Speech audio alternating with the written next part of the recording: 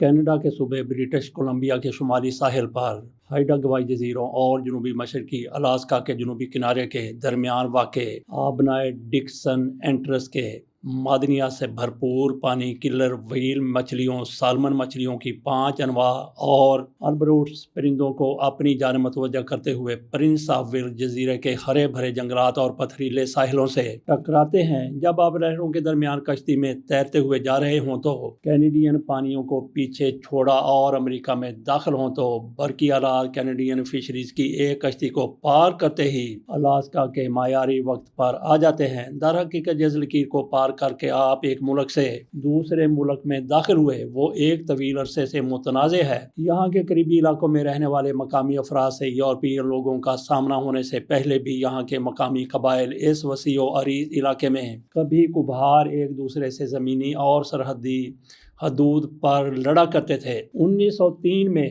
ایک بین الاقوامی ٹرائبونل تشکیل دیا گیا۔ اس کا کام الاسکا کے سرحدی تنازع کو حل کرنا تھا۔ اس میں امریکہ، برطانیہ اور کینیڈا کے 6 غیر جانبدار جج قانون دان شامل تھے۔ ان دنوں یہ سرحدی تنازع نئے دشمنوں کے درمیان جاری ہے اور اس تنازع کی بنیاد جس خزانے پر ہے وہ جانوروں کے بالوں اور سونے کی بجائے سالمن مچھلیوں پر بھی ہے۔ ویسے تو امریکہ اور کینیڈا کے درمیان دنیا کی سب سے طویل ایسی سرحد موجود ہے جہاں کوئی سپاہی نہیں، مگر ڈکسن اینٹرس ان دوستانہ ممالک کے درمیان طویل عرصے سے جاری 4 سرحدی تنازعات میں سے ایک ہے۔ یہ جھگڑا 18ویں صدی سے جاری ہے۔ یہ وہ وقت تھا جب تنگ پہاڑی سلسلے پہاڑوں کو کاٹ کر زمین تک آتے سمندری حصے فیوڈز اور جدید برٹش کولمبیا کے سرحدی جزیروں پر مشتمل الاسکن پین ہینڈل خطے کو نوآبادیاتی بنانے والی قوتیں انگلینڈ اور روس میں تھیں، جبکہ امریکہ کا نمبر بعد میں تھا۔ جب 1732 میں روسی بحری بیڑا الاسکا آیا تو انہوں نے پایا کہ اس علاقے میں اود بلاؤ بڑی تعداد میں موجود تھے اور یوں انہوں نے مقامی افراد کے ساتھ فر یعنی پوستینوں کا کاروبار شروع کیا۔ 1760 تک کیپٹن جیمز کوک یہاں آ چکے تھے اور انہوں نے انگریزوں کے لیے شمالی بحر الکاہل کی نقشہ نگاری اور سروے کرنا شروع کر دیا تھا۔ پھر 1800 کے اوائل میں امریکی مہم جو میری ویدر لوئس اور ولیم کلارک نے بحر الکاہل کے شمال مغرب تک راستہ تلاش کر لیا۔ اب علاقوں پر تنازع شروع ہونے کے لیے میدان تیار تھا۔ مقامی آبادیاں جلد ہی بیماریوں اور جنگوں کی زد میں آ گئیں اور روس کا کالونائزیشن کے پورے دور میں الاسکن پین ہینڈل خطے کی جنوبی اور مشرقی سرحدوں کا کبھی بھی ٹھوس انداز میں تعین نہیں کیا گیا۔ 1825 میں انگلینڈ اور روس کے درمیان معاہدہ سینٹ پیٹرز برگ کے نتیجے میں آج کے دور میں برٹش کولمبیا کے علاقے پرنس روپرٹ کے قریب پین ہینڈل کی جنوبی ساحلی سرحد بنائی گئی، مگر یہ علاقہ اس قدر پہاڑی تھا کہ اس میں سے زیادہ تر حصے کا سروے نہ کیا جا سکا۔ متنازع سرحد پر سے آج بھی 15 لاکھ سے زائد لوگ سفر کرتے ہیں۔ 1867 میں امریکہ نے روس سے الاسکا کو خرید لیا۔ ایک بار پھر ملاحظہ کیجئے کہ 1867 میں امریکہ نے روس سے الاسکا کو خرید لیا۔ الاسکا روس کی ریاست تھی جسے اس نے امریکہ کے ہاتھوں بیچ دیا۔ الاسکا کو روس نے امریکہ کے ہاتھ 30 مارچ 1867 کو فروخت کیا۔ اس معاہدے کو الاسکا کی خریداری کہا جاتا ہے اور اس کی قیمت $7.2 ملین تھی۔ روس نے الاسکا کو امریکہ کے ہاتھ اس لیے فروخت کیا کیونکہ وہ علاقے کی دفاعی حیثیت سے مطمئن نہیں تھے۔ روس کو اس بات کا خوف تھا کہ اگر جنگ ہوئی تو ان کے پاس الاسکا کو محفوظ رکھنے کی صلاحیت نہیں ہوگی۔ مزید یہ کہ مالی مشکلات اور دیگر وسائل کی کمی بھی اس فروخت کی وجوہات میں شامل تھی۔ اس کے علاوہ ان دنوں امریکہ کے ساتھ تعلقات کو مضبوط کرنا ایک وجہ تھی۔ چند سال بعد برٹش کولمبیا نے کینیڈا میں شمولیت اختیار کر لی۔ کینیڈا نے امریکہ کو تجویز دی کہ اب پین ہینڈل خطے کا سرکاری سطح پر سروے کیا جائے تاکہ دونوں ممالک سرحد پر اتفاق کر سکیں، مگر امریکہ کا خیال تھا کہ اس قدر دور دراز علاقے کے لیے یہ ایک نہایت مہنگا کام ہے۔ مگر پھر سونا دریافت ہوا۔ اس کی دریافت سب سے پہلے برٹش کولمبیا میں ہوئی اور پھر 1897 میں کینیڈا کے شمال مغربی خطے یوکون کے علاقے کلونڈائک میں سونے کی تلاش میں تقریباً 1 لاکھ لوگ اس علاقے کی جانب ہجرت کر گئے۔ یہاں موجود سونے کی کانوں تک پہنچنے کا آسان ترین راستہ سمندر میں ڈکسن اینٹرس کے ذریعے چٹانی کھاڑیوں تک آنا اور یہاں سے پین ہینڈل کی زمین پر قدم رکھنا تھا۔ کینیڈا چاہتا تھا کہ لوگ بلا روک ٹوک اس کی زمین تک سفر کر سکیں، مگر امریکہ اس زمین سے بالکل بھی دستبردار نہیں ہونا چاہتا تھا، جسے اس نے حال میں سروے کے لیے غیر اہم تصور کیا تھا۔ دونوں ممالک نے معاملے کے حل کی کوشش کی، مگر 1899 میں یہ معاملہ ڈیڈ لاک کا شکار ہو گیا۔ 1903 میں ایک بین الاقوامی ٹرائبیونل تشکیل دیا گیا۔ اس کا کام الاسکا کے سرحدی تنازع کو حل کرنا تھا۔ اس میں امریکہ، برطانیہ اور کینیڈا کے 6 غیر جانبدار جج قانون دان شامل تھے۔ اس گروہ نے الاسکا کی مشرقی سرحد کا تعین کیا، جو کہ ساحل سے 56 کلومیٹر دور تھی، جبکہ شمالی سرحد کا تعین، جسے اے بی لائن کہا جاتا ہے، کیپ مازون سے لڑکے الاسکا کے دل جزیرے تک گیا۔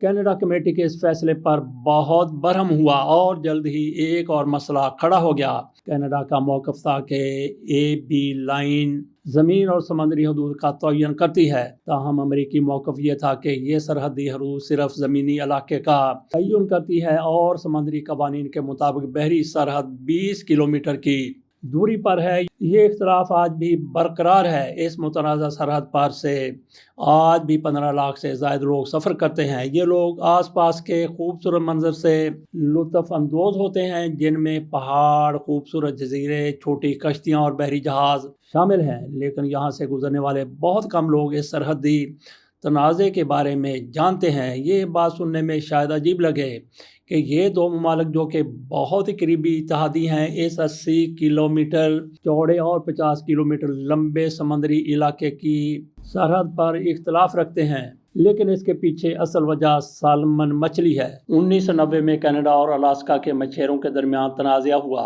جسے سالمن وار یعنی سالمن جنگ کا نام دیا گیا۔ اس علاقے میں سالمن مچھلی کثیر تعداد میں پائی جاتی ہے۔ 1880 سے لے کے 1950 تک یہاں 100 سے زیادہ مچھیروں نے پڑاؤ ڈالا اور بستیاں بنائیں، جبکہ حالیہ عرصے میں برٹش کولمبیا نامی اس صوبے میں دنیا کے 53 ممالک میں مچھلیاں برآمد کی جاتی ہیں۔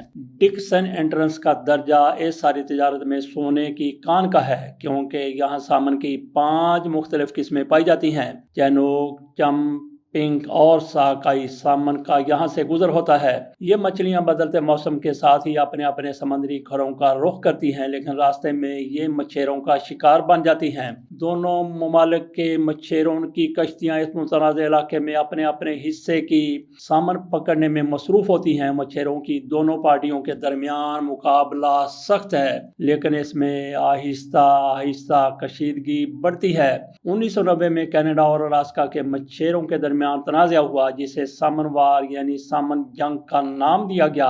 1930 کے بعد سے امریکہ اور کینیڈا میں یہ تنازع چل رہا ہے کہ کون سا ملک کون سی سالمن کا مالک ہے۔ یہ تنازع ایک طرف تو مکمل طور پر کھڑا ہے، لیکن ساتھ ہی یہ غیر شفاف بھی ہے۔ بے ضابطہ طور پر مچھلی پکڑنے کے طریقہ کار کی وجہ سے سالمن کی کچھ قسمیں ناپید ہو گئی ہیں۔ اس سے ماہی گیری کی مقامی صنعتوں کو بھی نقصان ہوا ہے۔ 1985 میں سالمن مچھلی کے حوالے سے ایک معاہدہ پر دستخط ہوئے تھے۔ اس معاہدہ کا نام پیسیفک سالمن ٹریٹی رکھا گیا۔ اس کا مقصد یہ تھا کہ دونوں ممالک کے ماہی گیروں کو سالمن پکڑنے کا یکساں موقع ملے، لیکن جب 1992 میں یہ معاہدہ ختم ہوا تو 6 سال طویل ایک اور تنازع شروع ہو گیا، جس میں امریکہ اور کینیڈا نے ایک دوسرے کی کشتیوں کو ضبط کرنا شروع کر دیا۔ 1997 میں حالات اس وقت مزید کشیدہ ہو گیا جب کینیڈا کے سینکڑوں ماہی گیروں نے الاسکا کی ایک سرکاری کشتی کا راستہ روک کر مسافروں کو یرغمال بنا لیا۔ 9 میں ایک نیا معاہدہ طے پایا، لیکن اس معاہدے میں سرحدوں کے تعین کے مسئلے کو شامل نہیں کیا گیا۔ عام طور پر امریکہ اور کینیڈا کی پولیس متنازع سمندری حدود میں اپنے ماہی گیروں پر خود نظر رکھتی ہے، لیکن کبھی کبھار چھوٹی موٹی الاسکا اور کینیڈا کے ماہی گیروں کی آپس میں جھڑپیں بھی ہوتی ہیں، اور اس کے لیے کینیڈا نے ایک ہیلپ لائن تشکیل دی گئی ہے جو 24 گھنٹے تک چل رہی ہوتی ہے۔ یہ ہیلپ لائن خاص سالمن کے مسائل اور معاہدے کی خلاف ورزی کرنے والے ماہی گیروں سے نمٹنے کے لیے مختص کی گئی ہے۔ اس طرح کے واقعات میں اکثر امریکی ماہی گیروں کی ہوتی ہے، اور یہی وجہ ہے کہ امریکہ نے اس طرح کی ہیلپ لائن تشکیل نہیں دی۔ اس سارے حالات و واقعات سے قطع نظر پانیوں کی گہرائیوں میں سالمن مچھلی، جس کی قیمت بہت زیادہ ہے، اپنے دھن میں مگن تیر رہی ہے، نہ اسے سیاسی مسائل کا علم ہے اور نہ ہی سرحدی تنازعوں کا، اور پانی کے اوپر چلتی ہوئی مسافروں سے کشتیوں اور سیاحوں کو بھی اس بارے میں علم نہیں۔